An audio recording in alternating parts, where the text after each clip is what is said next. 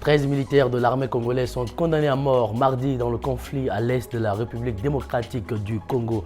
Ils ont été jugés coupables de plusieurs accusations dont la fuite de l'ennemi. Les détails à retrouver dans cette édition. Désormais, aucun citoyen du continent africain n'a besoin de visa à l'arrivée au Ghana. Une décision des autorités qui font du Ghana le 5e pays sur le continent à adopter cette politique. C'est tout pour les titres à développer dans un instant.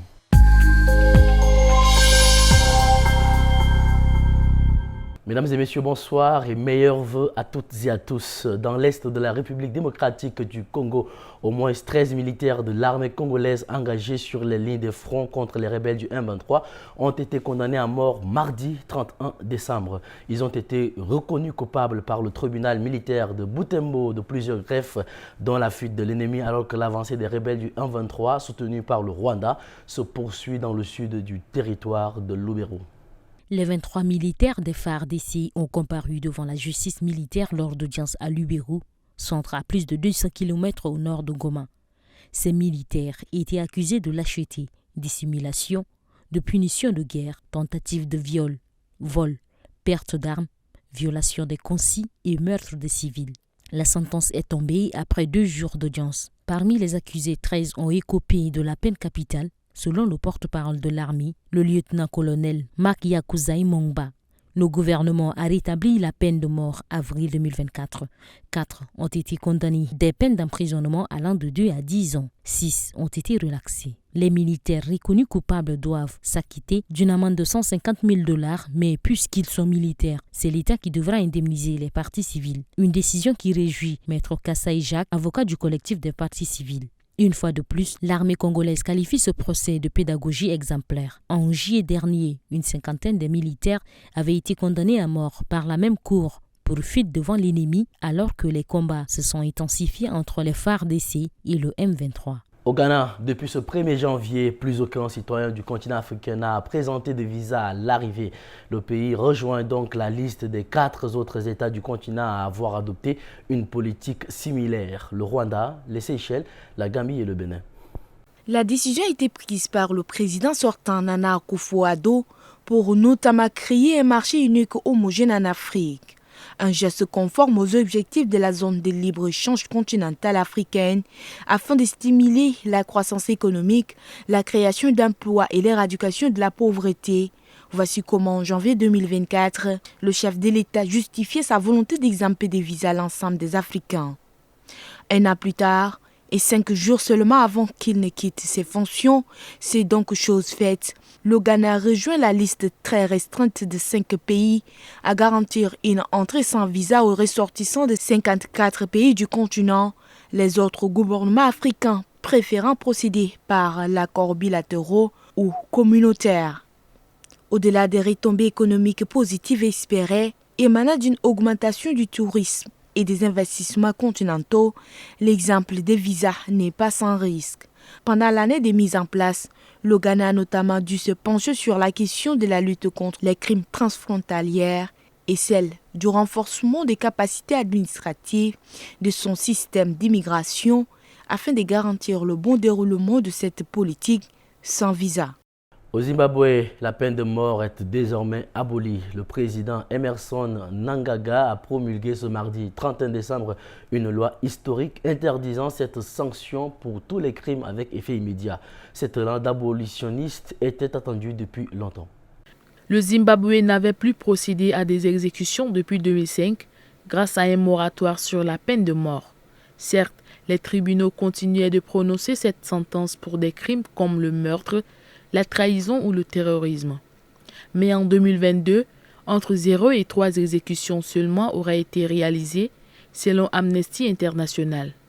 L'organisation salue aujourd'hui un grand pas en avant pour le Zimbabwe, tout en appelant à aller plus loin, car une clause permet encore d'appliquer la peine capitale en cas d'état d'urgence. En pratique, environ 60 condamnés à mort verront leur peine commuée selon la nature de leur crime, le temps passé dans le couloir de la mort et leur comportement, rapporte le journal d'État de Herald. Le président Emmerson Mnangagwa, opposé de longue date à la peine capitale, cite souvent son cas personnel. Dans les années 1960, il avait été condamné à mort pour avoir fait exploser un train pendant la guerre d'indépendance. Sa peine avait ensuite été commuée à 10 ans de prison. Le ministre zimbabwéen de la Justice a déclaré que l'abolition de la peine de mort n'était pas seulement une réforme, mais un véritable engagement en faveur de l'humanité. À ce jour, 113 pays, dont 24 en Afrique, ont aboli la peine de mort, selon Amnesty International. Au Kenya, ce 31 décembre 2024, le président du pays a reconnu des cas d'action excessive et extrajudiciaire de la part des membres des services de sécurité. Un peu plus tôt ce mardi, une cour de justice avait exigé de la police nationale des réponses concernant l'enlèvement le 24 décembre de 6 personnes, alimentant le débat national sur ces pratiques des forces de l'ordre. Explication. Au Kenya, le président William Ruto a promis le 31 décembre 2024 lors de ses vœux la libération de toutes les personnes enlevées et détenues de manière illégale. Une déclaration quelques heures après qu'une haute cour de justice de Nairobi a demandé à la police nationale des comptes quant à l'enlèvement de 6 hommes dans la capitale et ses environs la veille de Noël. Le juge a donné 8 jours au service des forces de l'ordre pour présenter ces hommes à n'importe quelle cour du pays. C'est à l'inspecteur général de police nationale Douglas Kanja que l'ordonnance du tribunal est directement adressée. La Cour lui demande de fournir des explications détaillées sur le sort de ces 6 hommes enlevés. D'après le juge, il n'y a que 2 questions auxquelles il faut répondre. Qui a enlevé ces influenceurs kenyans et ont-ils été libérés ? Le secrétaire de cabinet du ministère de l'Intérieur a également été convoqué par la Cour, ainsi que le directeur général de l'Autorité nationale des transports. Les personnes enlevées ont été amenées par des voitures banalisées sur lesquelles le juge attend de plus amples informations. Cette injonction intervient en même temps que la libération de 23 militants arrêtés le 30 décembre lorsqu'ils protestaient justement contre ces enlèvements. Parmi eux se trouvait notamment un sénateur de l'opposition, Okia Omtata. En Corée du Sud, le mandat d'arrêt du président pourrait être exécuté ce jeudi 2 janvier selon l'agence de presse Yonhap. Le chef de l'État est suspendu de ses fonctions mais toujours officiellement en poste. C'est le premier président en exercice de l'histoire de la Corée à être visé par un mandat d'arrêt. Celui-ci peut être mis à exécution à tout moment. Yoon Suk-yeol est accusé de rébellion et d'abus de pouvoir pour avoir tenté d'instaurer la loi martiale sur le territoire le 3 décembre dernier. Il devrait être interrogé, mais ne s'est pas présenté aux multiples convocations des enquêteurs. Le président sud-coréen déchu résiste jeudi pour le 3e jour consécutif à son arrestation, permettant de se battre jusqu'à la fin contre les autorités qui cherchent à l'interroger sur sa tentative ratée d'imposer la loi martiale. Le bureau d'enquête sur la corruption des hautes personnalités qui centralise les investigations sur le coup de force du 3 décembre a jusqu'au 6 janvier pour exécuter le mandat d'arrêt délivré par un tribunal de Séoul contre Yoon Suk-yeol. Le CIO a demandé ce mandat d'arrêt après que le président déchu a ignoré 3 convocations consécutives pour être interrogé.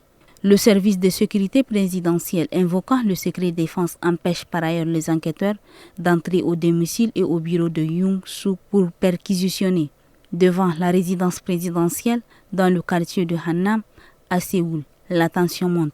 Sur place, un dispositif policier très important est en place.